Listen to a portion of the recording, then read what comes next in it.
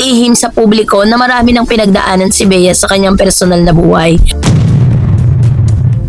Na rin niyang inamin noon na dumaan siya sa yugto ng insecurity tungkol sa kanyang katawan at itsura, ngunit isa lang ang palaisipan para sa mga tagahanga ay kung bakit tila mas masaya siya ngayon.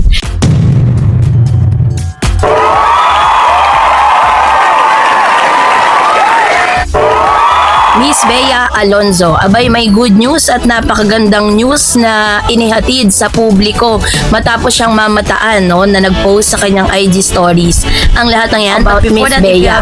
Dahil sinasabi po ng ilan na si Bea po ay balik alindog at balik sigla.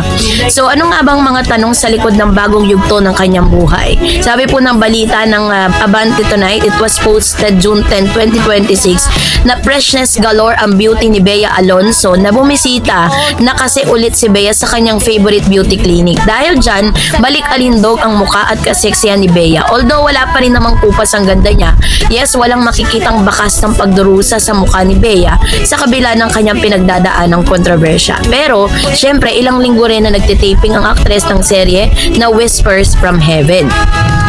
Sumabak agad siya sa taping ng bagong serye niya pagkatapos di matuloy ang wedding nila ni Vincent Ko.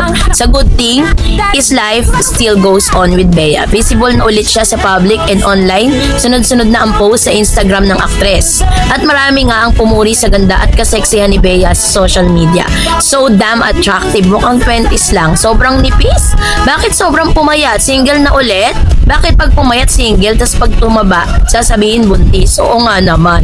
So yun po yung ilan sa mga naging laman ng Sokmed patapos po siya mag-post. Kasi alam naman natin na sa mundo ng showbiz, bihira ang mga artistang kayang panatiling sentro ng atensyon sa loob ng maraming taon. Mas bihira ang mga artista sa bawat bagong yugto ng kanilang buhay ay nagiging mas interesante sa paningin ng publiko. Isa sa mga artistang ito ay walang iba kundi si Bea Alonzo. Sa tuwing lumalabas siya sa isang event, social gathering, endorsement, launch o simpleng social media post, hindi nawawala ang mga komentong nagsasabing tila mas gumaganda, mas nagiging fresh at mas nagiging masaya siya sa pagdaan ng panahon. Sa mga nakaraang buwan pa nga, marami ang nakapansin ng kanyang bagong aura. May mga nagsasabing mas blooming, may mga nagsasabing mas kalmado, at may mga nagsasabing tila may kakaibang ningning sa kanyang mga mata. At dito nagsimula ang usapan, ano nga bang dahilan sa likod ng tila nagbabalik alindog ni Bea? So, hindi lihim sa publiko na marami ng pinagdaanan si Bea sa kanyang personal na buhay. Sa loob na maraming taon, nasubaybayan ng mga tagahanga ang kanyang mga tagumpay at kabiguan. Nasaksihan nila ang kanyang pag-angat bilang isa sa pinakamalaking artista ng kanyang henerasyon. Nasubaybayan din nila ang ilang kontrobersya at mga usaping personal na naging laman ng balita. Ngunit sa kabila ng lahat ng to, nananatili siyang isa sa mga pinakarespetadong artista sa industriya. Marahil ito ang dahilan kung bakit maraming taong interesado sa bawat pagbabago sa kanyang buhay. Hindi lamang dahil artista siya, kundi dahil marami ang nakakita sa kanyang bilang simbolo ng katatagan. Sa mga pinakahuling public appearances ni Bea, kapansin-pansin ang mga komentong pumupuri sa kanyang itsura. May ilan pang nagsasabing tila mas maganda siya noon kumpara sa mga nakaraang taon. At natural lamang na magtanong ang publiko, ang bagong fitness routine ba? May bagong lifestyle? May bagong inspirasyon? O simpleng mas masaya lamang siya ngayon? Sa panayam, ibinahagi ni Bea. Sa isang panayam, ibinahagi ni Bea na mas pinipinili niyang mamuhay sa sarili niyang mga termino at hindi nakaasa ang kanyang kaligayahan sa ibang tao. Para sa ilan, maaaring ito ang susi kapag mas payapang isip, mas nagiging maganda ang dating ng isang tao. So, meron din tinatawag na ano nga ba yung kanyang misteryo sa pag-glow niya. Isa sa pinakakaraniwang tanong ng mga netizen ay ito. Ano nga ba ang dahilan ng kanyang glow? May mga nagsasabing epekto ito ng pag-ibig at may mga nagsasabing epekto nito ng tagumpay. Meron din nagsasabing epekto ito ng self-care, ngunit kung susuriing mabuti, maaaring kombinasyon ito ng maraming bagay. Minsan kasi hindi nasusukat sa makeup ang kagandahan, hindi rin nasusukat sa damit. May mga pagkakataon ang tunay na glow ay namumula sa kapayapaan ng isip. At ito marahil ang isa sa bagay na napapansin ng publiko kay Bea ngayon. Nakakatuwang pagmasdan na sa kabila ng dami ng usapin sa minsan, umiikot sa kanyang pangalan, tila mas pinili ngayon ni Bea ang mas tahimik na buhay.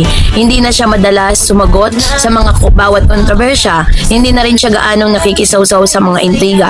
Sa halip na mas nakikita niyang paglalakbay, nagtatrabaho at naglalaan ng panahon para sa sarili. Para sa ilan, ito ang pinakamalaking pagbabago. So dahil sa mundo ng showbiz, ang katahimikan ay minsan mas makapangyarihan kaysa sa anumang paliwanag.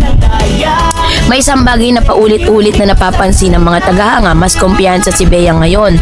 Kung ikukumpara sa mga nakaraang taon, tila mas komportable siya sa sarili niyang pagkatao. Nakakatuwang balikan na minsan na rin niyang inamin noon na dumaan siya sa yugto ng insecurity tungkol sa kanyang katawan at itsura, ngunit kalaunan ay natutunay niyang tanggapin at mahalin ang sarili. Marahil ito ang isa sa pinakamahalagang bahagi ng kanyang pagbabago, ang pagtanggap sa kanyang sarili. Dahil kapag natutunan mong tanggapin ang iyong sarili, ibang uri ng kumpiyansa ang lumalabas. Hindi ito kayang bilhin, hindi ito kayang ituro, ito ay bunga ng mahabang proseso ng paglago.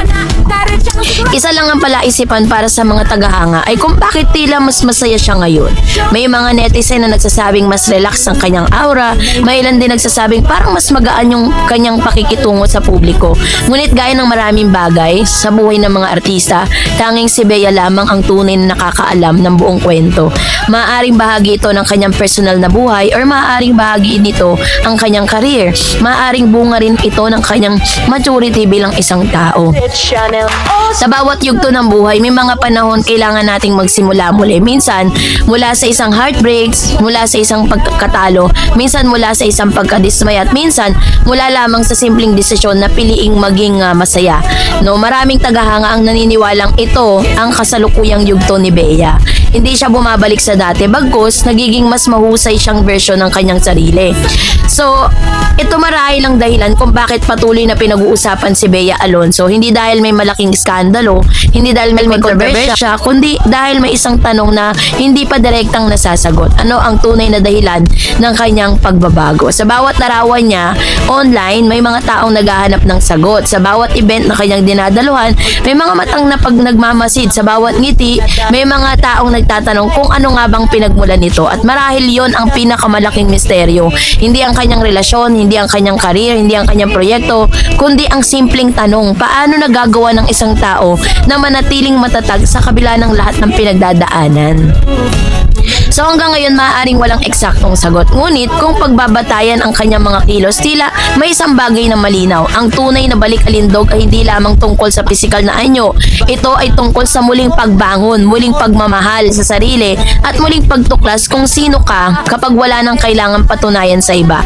At marahil yun ang pinakamagandang misteryong dala ni Bea Alonzo sa kasalukuyan. So all in all, masasabi natin na dumaan man si Bea Alonzo sa pinakamasakit na parte ng kanyang buhay, pero still she managed na talagang humarap sa publiko ng may ngiti, ng maganda, at talagang masasabi natin na talagang parang hindi siya affected sa kung ano man yung issue na pinabibilangan niya ngayon. So happy tayong lahat to see Bea on that situation. So kayo po, ano nyo sa loobin patungkol dito? Mag-comment kayo sa comment section. And that's it for today. For more videos and updates, please don't forget to like and subscribe, and please don't forget to follow my Facebook page, Dareds TV and Dareds channel. God bless everyone.